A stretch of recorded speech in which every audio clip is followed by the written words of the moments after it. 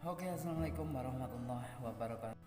Pada saat ini, pada tema kali ini, saya akan membicarakan bagaimana menghadapi orang yang egois. Wow, orang egois. Kita dalam bermasyarakat, mau tidak mau, kadang kita harus berkomunikasi, berteman, ataupun mungkin malah atasan kita atau bawahan kita orang yang egois. Lalu bagaimana kita harus mensikapinya?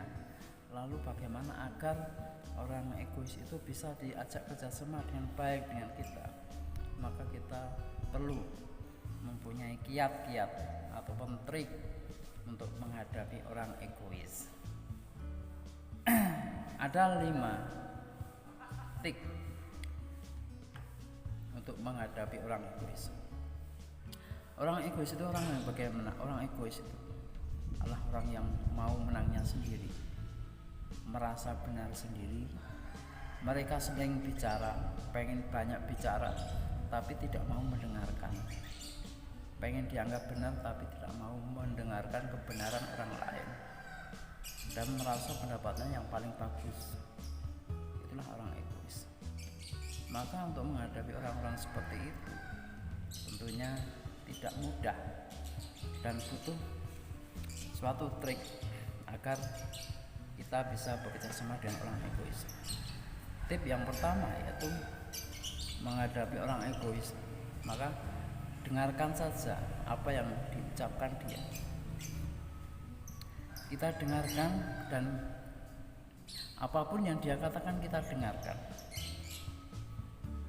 karena kita harus menjadi pendengar yang baik. Karena orang egois itu adalah orang yang senang ngomong, senangnya bicara terus, bicara tentang kebaikan dia, bicara tentang kemampuan dia, bicara tentang apa saja tentang dia, bukan tentang orang lain. Sehingga kita ya, karena mereka sudah banyak bicara, kita diam aja, kita dengarkan saja, dengarkan apa yang dibicarakan dia, dengarkan dengan penuh perhatian. Pertama yaitu kita harus menjadi pendengar yang baik untuk aman bergaul dengan orang yang egois. Yang kedua, kita jangan pernah membanggakan diri di hadapan dia. Jangan sampai kita tuh membicarakan tentang diri kita yang kita mempunyai keunggulan apa lalu kita bicarakan pada dia. Jangan, itu pantangan. Walaupun kita punya kemampuan apapun, nggak usah kita bicarakan pada dia. Maka karena dia nggak akan mau menerima kelebihan orang lain. Dia maunya diakui kelebihannya. Tapi kalau begitu kamu membicarakan tentang kemampuan kamu di hadapan dia, itu menjadi merusak. Dia akan nggak suka. Maka yang kedua, kita nggak usah membicarakan atau menyombongkan ataupun mengutamakan kemampuan kita, nggak usah. Yang ketiga yaitu iyakan saja apa yang dia bicarakan. Ya nggak apa-apa, iyakan saja. Dia bicara apa, iya, kita iyakan saja, karena dia memang maunya seperti itu. Karena orang egois maunya ya iya, dia yang benar. Mau kita mau mendebatnya percuma, dia yang benar. Iyakan saja apa yang dia omong, iyakan saja. Terus nanti dia akan nyaman dengan kita. Kalau seandainya ya, biasanya orang kan sebel bicara dengan orang seperti itu. Dan justru kita mungkin kalau kita selalu mengiyakan apa yang diomongkan dan kita menghindari perdebatan lah. Jangan sampai berdebat, karena kalau berdebat akan merusak suasana. Kita akan menjadi orang yang terdekat dengan dia. Karena orang egois ini cenderung tidak punya teman. Orang lain tuh malas mendengarkan bicaranya, mendengarkan apa yang dia ungkapkan. Orang lain sudah malas, dan dia akhirnya tidak punya teman. Kalau kita bisa menjadi teman dia, menjadi pendengar yang baik, kemudian tidak pernah menyombongkan diri di hadapan dia, kemudian kita mengiyakan ide-idenya dan sebagainya, itu kita akan menjadi orang yang sangat baik. Dia akan mencari kita terus, karena dia tergantung pada kita. Dia merasa nyaman bergaul dengan kita. Dia merasa bila hatinya galau, dia ngomong dengan kita bisa mendengarkan, bisa menerima ide-idenya, bisa menerima keluh kesahnya dan sebagainya. Sehingga ciri yang ketiga yaitu bahwa kita harus bisa mengiyakan. Kemudian yang keempat yaitu kita mengutarakan pendapat kita dengan elegan. Artinya apa? Kalau kita itu mengutarakan suatu pendapat kita, itu lakukanlah dengan elegan. Jangan sampai menyalahkan, jangan sampai apalagi mengkritik dan sebagainya, nggak perlu. Cukup menyampaikan sesuatu melalui alurnya dia. Kita ikuti alurnya dia, lalu kita sisipkan seolah-olah nanti bahwa pendapat kita adalah pendapat dia. Seolah-olah nanti biar dia menyadari sendiri kalau memang dia kurang pas ataupun pendapat kita baik, dia mungkin gak akan mengakui, tapi biarlah dia yang mengikuti dan hati kecilnya yang bicara. Kalau memang data yang kita sajikan itu memang benar, tapi lakukanlah dengan sangat hati-hati dan jangan sampai beradu argumen, karena nggak akan jadi, karena mereka merasa selalu benar.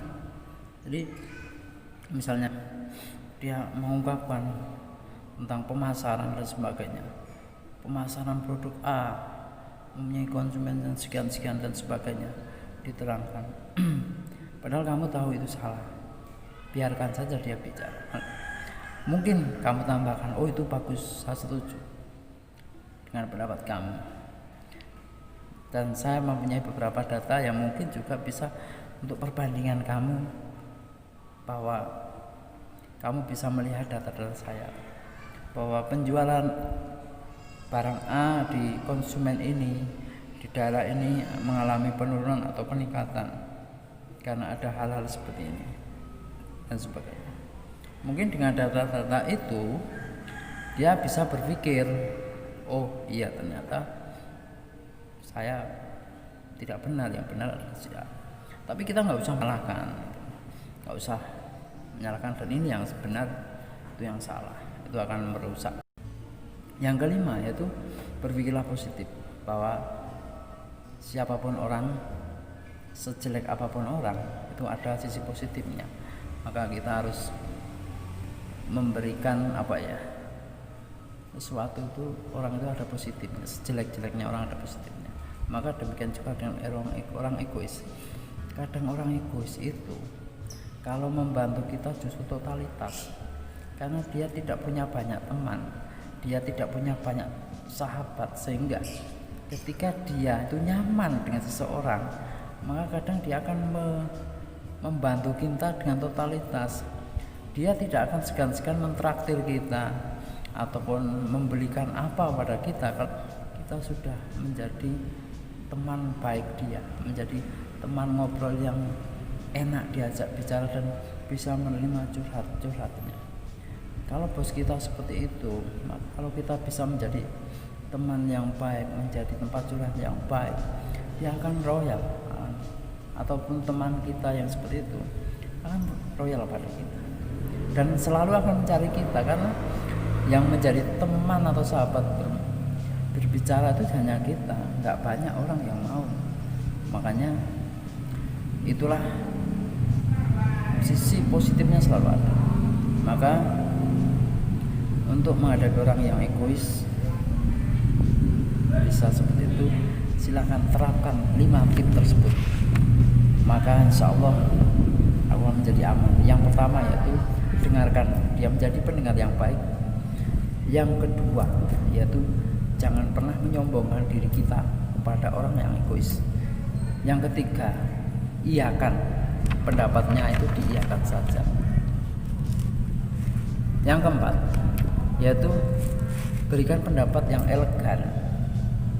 Jangan sampai bertentangan, berseberangan, tapi elegan. Dan yang kelima, yaitu pikirkan sisi positif orang tersebut, karena setiap orang pasti punya sisi positif. Demikian 5 tip untuk menghadapi orang yang egois. Semoga bermanfaat.